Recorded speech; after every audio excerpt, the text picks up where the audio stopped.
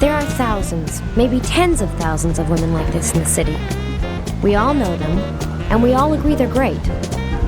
They travel, they pay taxes, they'll spend $400 on a pair of Manolo Blahnik strappy sandals, and they're alone.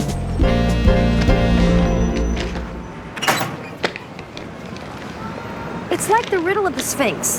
Why are there so many great unmarried women and no great unmarried men?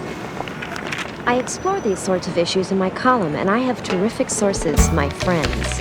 When you're a young guy in your 20s, women are controlling the relationships. By the time you're an eligible man in your 30s, you feel like you're being devoured by women.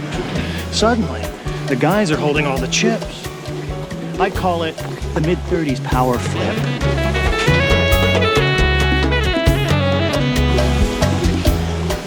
It's all about age and biology.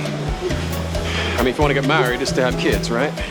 And you don't want to do it with someone older than 35, because then you have to have kids right away, and that's about it. I think these women should just forget about marriage and have a good time.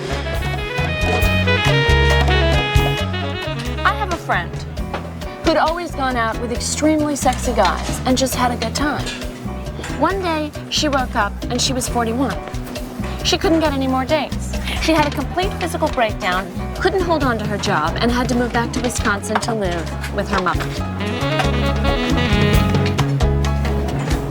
Trust me, this is not a story that makes men feel bad. Most men are threatened by successful women. If you want to get these guys, you have to keep your mouth shut and play by the rules. I totally believe that love conquers all. Sometimes you just have to give it a little space. And that's exactly what's missing in Manhattan. The space for romance. The problem is expectations. Older women don't want to settle for what's available. By the time you reach your mid-30s, you think, why should I settle? You know? It's like the older we get, the more we keep self-selecting down to a smaller and smaller group. What women really want is Alec Baldwin. Yeah, there's not one woman in New York who hasn't turned down 10 wonderful guys because they were too short or too fat or too poor.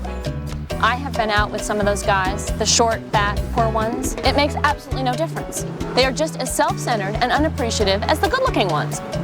Why don't these women just marry a fat guy? Why don't they just marry a big fat tub of lard? 喜欢就关注哦。